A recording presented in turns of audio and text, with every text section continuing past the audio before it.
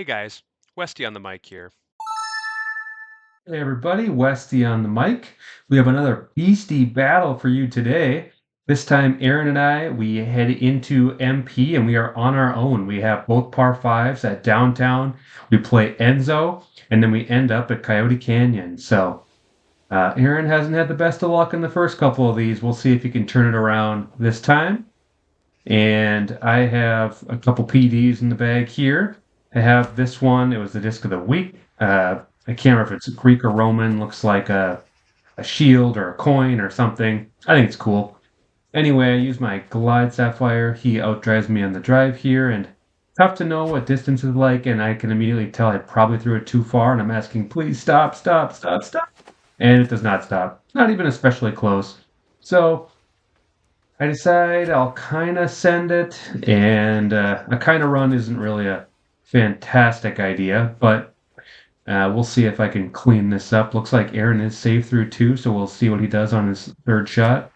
Yep, I'm in for my par, and Aaron's coming across here. Wow, looks like he goes a ways deep, and he's near the OB, but he is safe, so we'll see if he can put this away.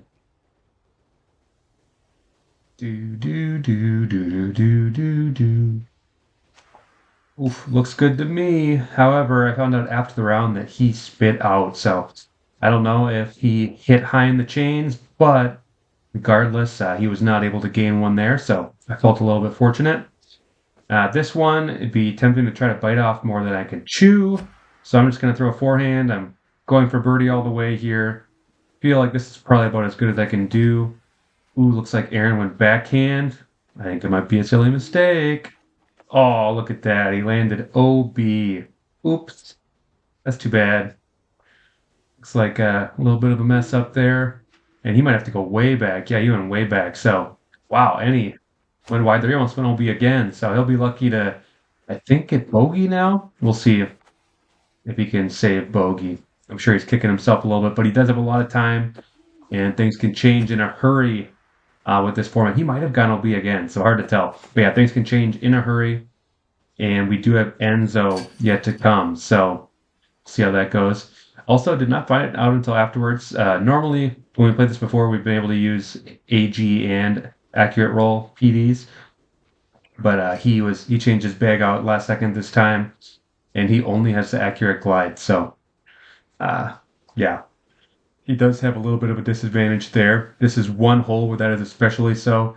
This is pretty close to the disc I normally use here. I normally go accurate roll musket, and the PD is almost related to the musket. They're not a whole lot different.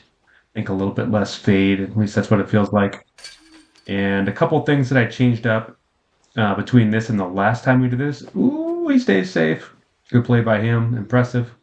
Nice of the bridge to let it stick there.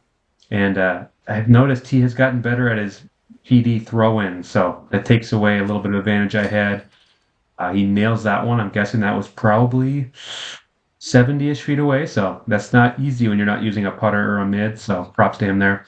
But one thing I changed up this time is I am putting with the accurate roll version now. I feel like it's a little bit less of a swing, and yeah, just decided to make that change. This hole, we had a similar thought. On this one here, I decide a layup. I'm trying to decide, is a layup the play now, or do I go for it? The problem is, even if I try to lay up like that, I don't think there's a safe spot to try to send it. So I decided to try to land on the green, and I was very close to hitting something, getting stuck, but figured that'd be the case. Very, very tricky hole to birdie with the discs we have. I almost did not give it enough room to move this time, so looks like Aaron's making a decision here. He decides to lay it up a second time, and he's not going to be able to gain a stroke on the hole. Sure, he's a little bit bummed about that, but we still have time. And look at that, nice putt from him. Yep, and we tie on that one, so I'm still up two after four. We'll see if Aaron can mount the comeback. This is a tricky one. It's going to be hard for him to gain a stroke, but maybe get down there. I didn't dare push it out too far. I was scared of going OB, and then I would have felt really silly. This one's going to be tough to throw in. Looks like Aaron is leaving it out a little bit further. We'll see where his lands. Yeah, he's also shorter, so he's gonna have a hard time throwing that in as well. Not too far off on that attempt, but also not super close, so I don't feel too bad about that. Even a little bit to the right. And yep, Aaron is just in for birdie, so he's gonna need to gain 2 strokes on the final 4 to tie, and he's gonna need to gain 3 to win. So we'll see if he can do that. But yeah, right now these scores don't look super impressive, but this is trickier than it might look. So yeah, so this hole, there's probably plenty of room to go on this right side. I'm trying to decide what the play is. And I'm thinking, like, wow, there's this huge extra fairway over here. How about I just use this? I forgot how sloped it was, and I thought I might make it over at that point. And then I figured several times I was going to stop. It did not stop. That thing was on a mission to get into the creek. So now I'm just like, let's put it in putting range. And I was able to do that pretty successfully. I'm sure Aaron was considering sending that one, but he made the smart move to lay it up, and he's still going to gain a stroke. So only one back. I survived Enzo, but um, my lead was cut in half. We'll see if I can hang on. We have Coyote Canyon. Oof, this is a tricky win on a tricky hole. I'm guessing we're both only playing for par, though. I don't really know. I guess could have played off to the left and then tried to go for a throw in, but again, we don't have a normal throw in discs either, so that's tricky. We ended up both doing the same play. And I'm going to go forehand, see if I can muscle it in. I could not. And at this point, I was realizing maybe I should have just laid it up. The odds were not super in my favor, but it's still within putting range, so not a big deal. We find the heart of the chains. Aaron's hoping he can sink that one. He goes just wide, and he will also be settling for the par. Fun to watch that little curve on the putt. Yeah, up 1 with 2 to go. We'll see if we can hold it. I believe we have Coyote Canyon hole 8 next, and we do. So this is not too far off from the AR musket, which I normally try to ace around with this hole. And I could try to put some air on it and play this extra safe, but there's no fun in that. So try to send it, and I didn't compensate correctly for how it would turn compared to the musket. Leave myself with 57. I'm kind of dialed from 70 to 80. I practiced this, but 50 to 65 is kind of tricky.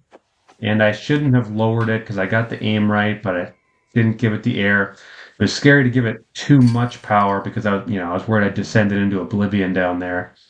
Didn't want to let him get the win like that. But he has a chance now to make this throw in. And if he does, we'll be tied coming into the last hole. Clutch throwing from him. I'm guessing that was probably 70 to 80 feet out, so not easy. Clutch to keep the comeback going. And we're both at 3. This one with a good drive will be in throw-in range. I also don't want to go to the river, so you kind of have to weigh both sides of it. Looks like his angle was a little bit safer, and I don't think he'll be able to get the power on it to save save the eagle chance. So if I can sink this, I know I'm going to win. And oof, there was a while where I thought that was going in, but regardless, I missed that one, and gonna make sure we put enough right aim on that. And yeah. Anyway, we're gonna tie this one. So in the series, we played 3, and I won the first 2, and now this one was a draw. So he made this one a lot more competitive though, and it was very fun. We keep getting good layouts. It's fun to just do a 1v1 too. Yeah, so I didn't find out until at this point when I checked his bag afterwards that he had only the 1. He didn't have accurate roll. So he was at a little bit of a disadvantage. I commend him for playing so well with just the 1. And yeah, hopefully you enjoyed this. We'll catch you next time. Thanks for watching.